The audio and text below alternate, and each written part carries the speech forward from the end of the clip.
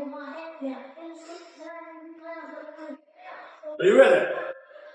Ding ding, round one. I got you now, John. Woo! Woo! Whoa!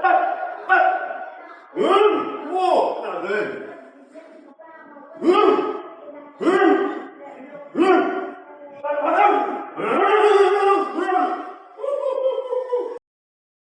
Another running video this morning, but not just a running video. I'm going to be the first man to fight a 3-time Hall of Famer. We're just doing it myself. John Fury style. Running, bare knuckle, heavy bag, eating, living in the woods, chopping trees, eating the filth of the earth. I'm doing it gypsy style.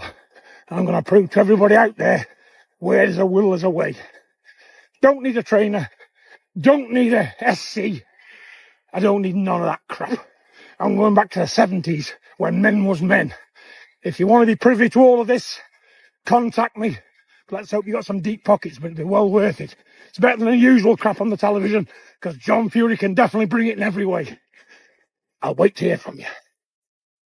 We did have a third seat ready for today, Carl, in big John Fury, but apparently your lawyer said we weren't allowed to have him in. Is that all right? Maybe. I mean, if Big John was in here, we don't know what we'll go off to. You don't know which John you're going to get, but the other day, which obviously what you're referencing, it was just out of control. It made no sense. Yeah. And when he came down the stairs shouting, "Where is he? Where is he?" I was kind of stood right in front of him, but just about to make my Netflix debut. Hiding behind Lennox, weren't you? Hiding behind Lennox, exactly. There was that as well. I felt brave next to Lennox, but I kept my mouth shut. I kept professional and thought that would cool him down and pipe him down a bit. But he went on for quite a long rant. And for what, I don't know. He's talking about me using his name on my YouTube channel to get some momentum. And I don't know. He's a very strange character, but he is a character. And I think if he was trying to promote the fight and bring a bit of attention to the sport, then he certainly does that every time. George, you were the last man maybe to get into Cole's head and you made him cry, didn't you, I think? Yeah. He's going to cry now. Do you think John has got the same mind games as you? Yeah, well, only time will tell, and Carl's got a lot more wisdom now, so maybe he can, bat away these antics of John, but I don't know. I'm intrigued by it, I've got to say. I've been intrigued by it, but yeah, maybe that's the fight we all want to see, Carl. Is it you and John? Would you relace up the gloves for that fight? Well, listen, I'm not going to back down. If John Fury is serious about actually fighting, it's not going to be on the undercard of Tottenham. It's not going to be licensed or sanctioned by anybody. Mm-hmm. And listen, if he's serious, I'm not going to back down. That's all I'm going to say for now. And it's not over yet either, so watch his space. See a massive sides advantage for John Fury. Presumably Carl Froch can't lose that. I can't believe we're talking about John Fury. He can't lose to John Fury. It's impossible.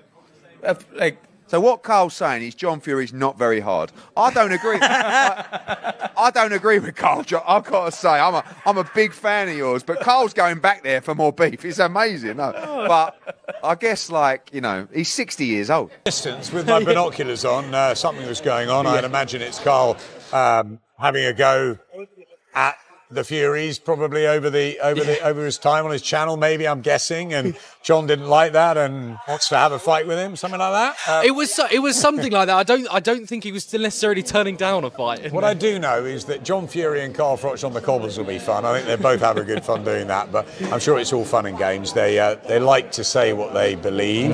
They like to say something that's controversial, and they're two big characters.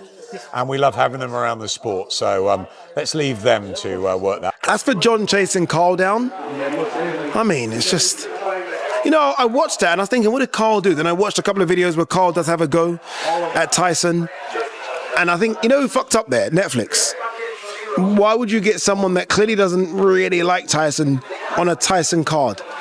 Or at least in the studio to present. So you can understand why John's like, well, you're making money off my son fighting. No, I don't. I kind of get that.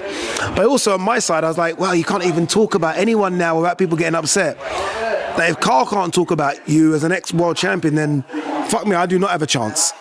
So it just kind of made me feel like everyone's a bit too sensitive, really.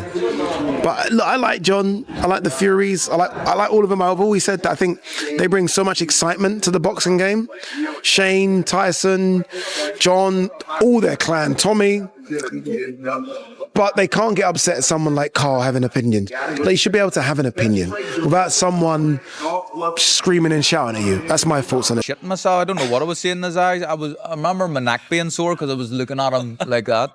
I was shaking, if I'm being honest, genuinely. I came out of the video looking better than I felt inside. So people are giving me credit and saying, oh, well done, Frampton. But I literally didn't even say anything. All I could say was, it's just my opinion. It's just my opinion, John. But I was that petrified. I couldn't even explain why I had that opinion. You know, each to their own, and everybody's different. But John's, obviously, that's his character. He's a big man. He's an aggressive man, which is okay. I think he would admit to say that as well. Very passionate too, and backing his sons, which is good too. But sometimes there's a line, and he probably just steps over it. In a boxing match, come on, Carl Froch obviously wins. I hope I don't run into John anytime soon, but I have to try and be honest. It's just Carl Froch is a big, hard man himself, a lot smaller than John in terms of his size. But, you know, he was I think a 3-time world champion, a Hall of Famer, fought everybody and anybody that was around in his era. I'd watch it anyway. And maybe I've actually asked Froch if he needs a corner man. I'll hold the bucket for him. I'm expecting it, but I know that he blows up before press conferences, and he's just getting some steam off, blowing some steam off. He said he wanted to fight you in your prime. Do you remember that? Yes, he did. I remember that, and I was like, he's not serious, is he? We didn't really take him too serious, but he did offer the fight. I like John Fury. I've met him on a number of occasions, and I've always felt him to be a very educated voice around boxing. Its recent incarnation over the last 2 or 3 years of John becoming front and centre of the circus, like a Cirque du Soleil horror show, I think that's embarrassing. I think Carl Froch is putting in a video. By the way, Carl Froch is standing right there when he's saying, where is he? Carl Froch is doing his first broadcast for Netflix. He doesn't want any of this. The one thing I don't think Carl Froch is frightened of is John Fury. I know it's theatrics. I know it's part of the show. I know it brings noise, and I suppose in its space it does its job. But is it not just a tad embarrassing? Listen, you said it yourself. In its space, it does a job, and I think we live in that world today where now people, it was a press conference that was always going to be maybe a little quiet because Makhmudov doesn't speak particularly great English. He's not really going to say too much. Tyson Fury done his thing, and he was talking about Anthony Joshua and the tragedy there and the circumstances for him coming back into boxing. That was all great. But that John Fury always adds a little bit of spice, and that's what gets people watching. So I suppose it's done its work. And you've got your own opinion on whether it was embarrassing or not embarrassing. Is it good spice, Polly? Is it good spice? I'll tell you what. Listen. From one side, I'm a fan of Netflix getting involved in boxing because it broadens it out in so many viewerships. But on the other end, I sometimes question what Netflix puts on. And I'm saying, do they really have the best interest of boxing, or are they just looking for the clickbait of the moment?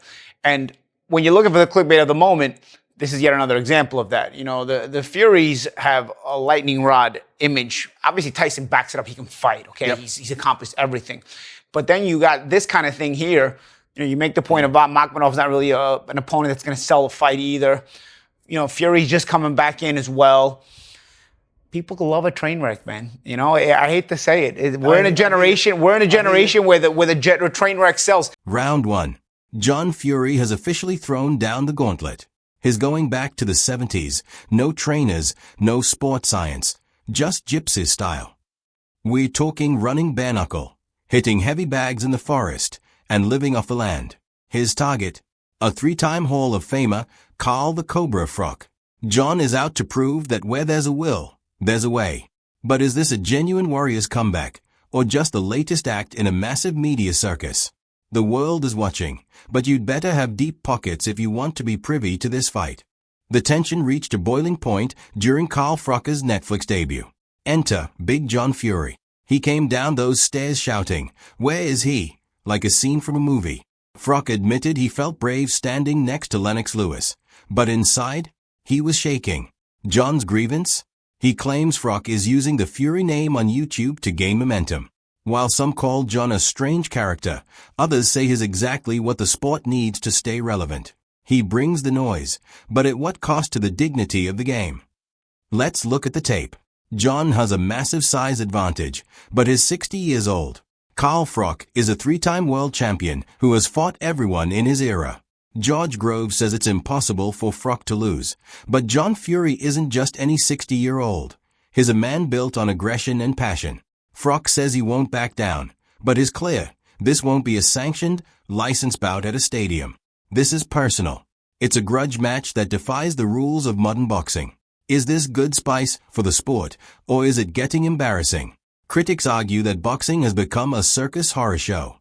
Platforms like Netflix are looking for clickbait, and the Furies are a lightning rod for views. We live in a generation where a train wreck sells better than a technical masterpiece. You can understand a father backing his sons, but has the line been crossed?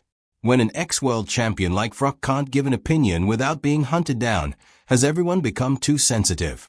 So, who are you backing? The old-school grit of John Fury, or the Hall of Fame pedigree of Carl Froch? Is this the fight we all actually want to see, or is it just more noise? Drop your thoughts in the comments. And if you want more breakdowns of the biggest beefs in boxing, hit that subscribe button. Until next time, keep your guard up.